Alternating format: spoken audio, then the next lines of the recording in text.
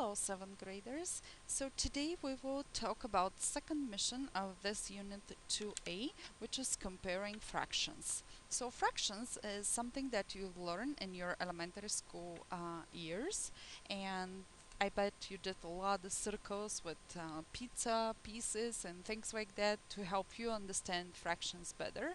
And we actually are going to use some of those pictures and ideas in today's lesson as well. So the worksheet that you're supposed to complete after your video notes are done, it's called Compare and Order Fractions, and you will do the same exact practice examples as what we are going to cover in this mission. So let's answer the first question. What fraction is shown in each model? So when you have given a model, you gotta look through the circle, if it's a circle of course, and see how many pieces total or pizza slice we have given. So let's go ahead and count. We have 1, 2, 3, 4, 5, 6, 7. So we have 7 total, and the total is always the bottom of the fraction. This is your denominator. Now, how many pieces are covered or filled out? And if you look at only one, it's not filled out. So basically we have 6 pieces filled and covered with pencil or pen mark. So this fraction is 6/7. We call this fraction or this picture 6/7. If you look at the second picture, again we're gonna count total because they may be different. I don't remember. So we have 1, 2, 3, 4, 5, 6, 7, 8. So we have total of 8 slides, and the 2 that are covered, there may be 2 left after you ate all of those pizza slides. How many left do we have? We have 2 left. So this is 2 eighths. 2 eighths. And final one is another pizza that has much more slides, and we're gonna count each one. So again, 1, 2, 3, 4, 5, 6, 7, 8, 9, 10, 11, 12, 13, 14. So we have 14 total, and we're gonna see how many of those are left. So we have 1, 2, 3, 4, 5 left. 5 left. And if you can't see very well, I'm sorry. Maybe I should zoom a little bit this one so you can see better. So we have 14 total, and 1, 2, 3, 4, 5 that are left. And the fraction is 5/14. Okay, so now, since we have the, oops, sorry, I gotta zoom out. Okay, so since we know how to read pictures, now we're gonna check the numbers. The next question is, which one is close to 0, 1/2, or 1? So when you start looking through the fractions, I want you to look at to the numbers. So this is the first fraction. We have number 2 and 5. Tell me if those two numbers are close to each other. So for example, is 2 getting closer equal to 5?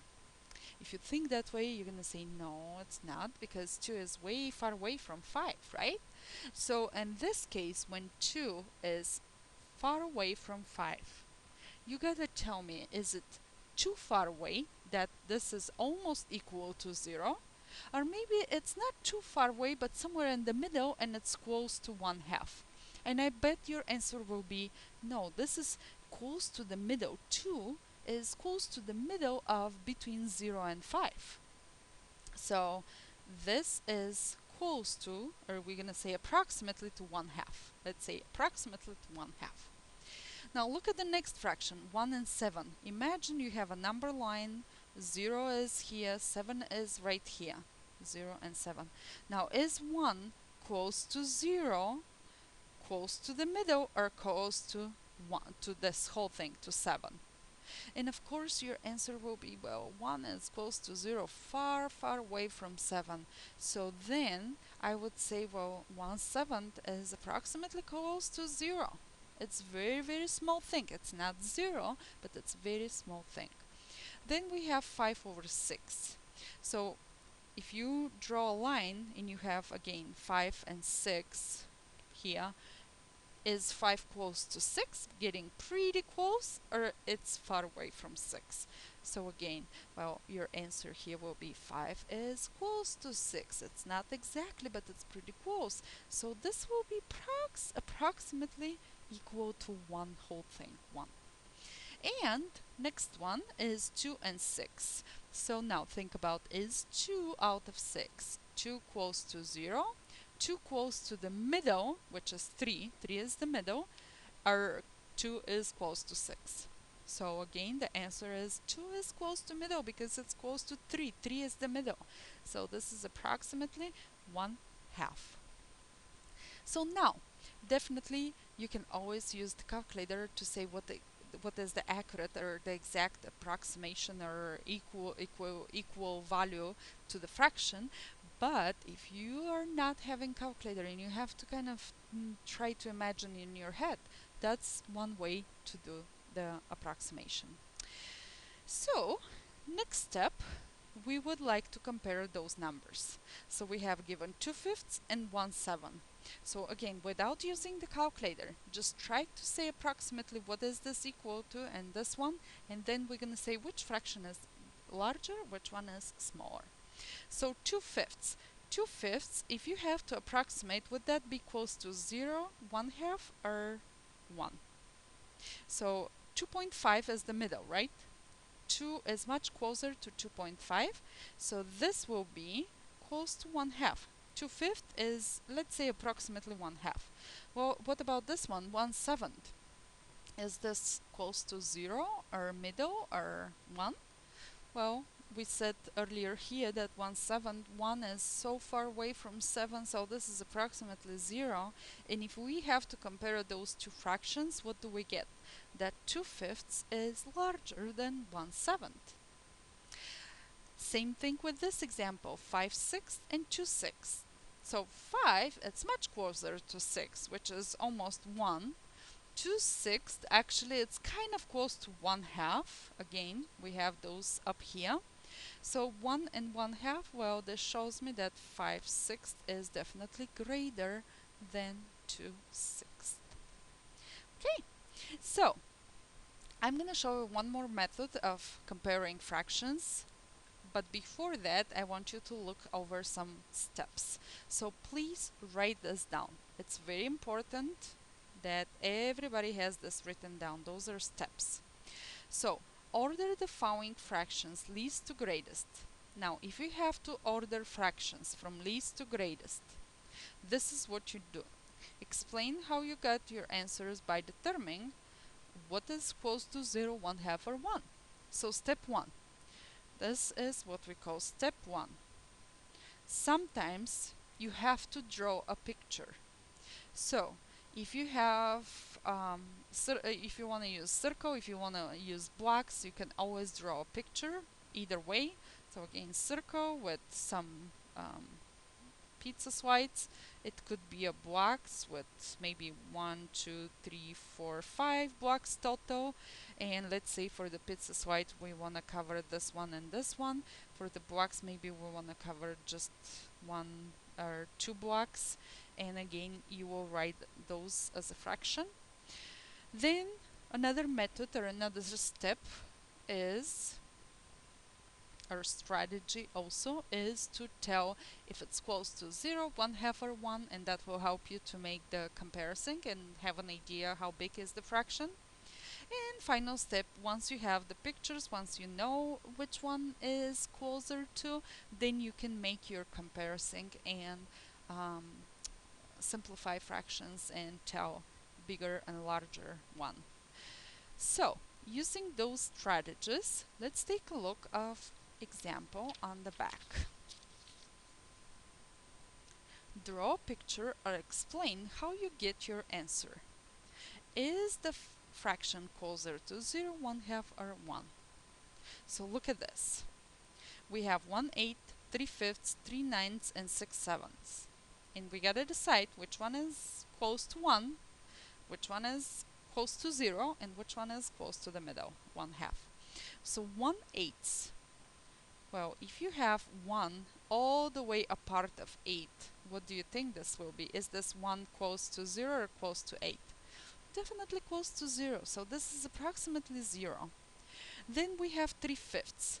Now, remember, we know the middle of between 0 and 5 is 2.5, right? So if the middle is 2.5 and this number is 3, then we say this is approximately 1/2. Then we have 3 and 9. Now, the question is, in the middle between 0 and 9 is 4.5, right? So is 3 close to 4.5 or close to 0? And I hope your answer is no, 3 is close to 4.5 because this is approximately 1/2. And the last fraction will be 6/7. In this case, 6 is much closer to 7, almost there, so this will be approximately close to 1.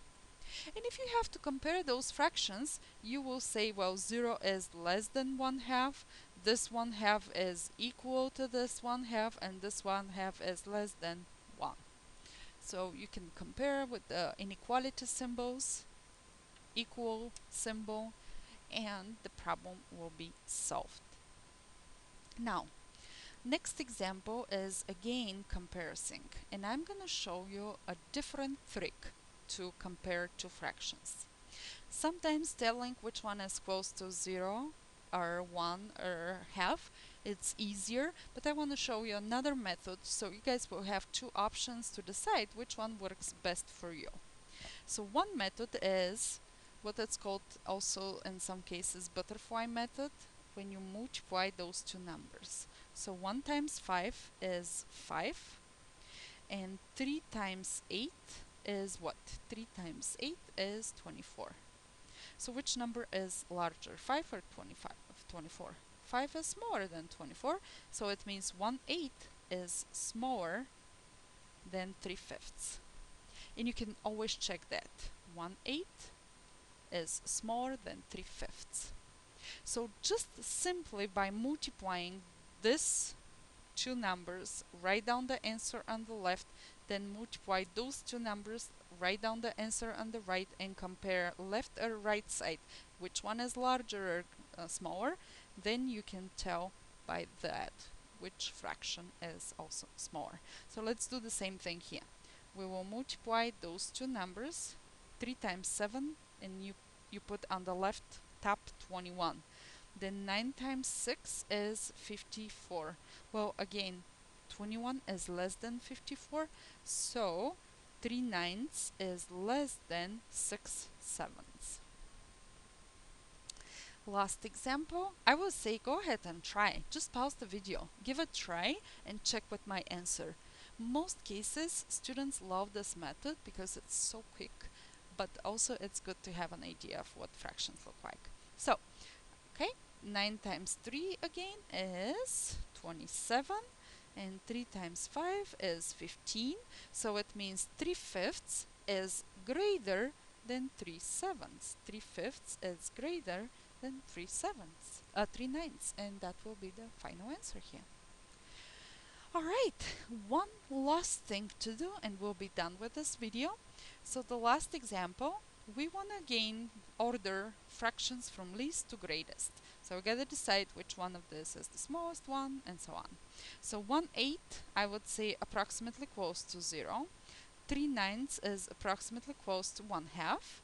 6/7 is approximately close to 1, and 3/5 is close to 1/2. So if I have to reorder this, 1/8 goes first, then we have 2 of 1/2s. Well, 3/5 is because it's above the middle, it's going to be a little bit greater than 3 9s. So 3 9s will be first, then we're going to put 3/5, and final will be 6/7. And with that, we're done with this lesson. So I hope you guys, while you're watching the video, you really pay attention to what I'm trying to say. Audio is equally important with the video, not just copying down and writing some numbers, but also making sure you're listening to my explanation, because otherwise you will have no idea at all what I'm doing here. So we're going to discuss more questions in class. Be prepared, and we'll talk about that later. Thank you for watching the video.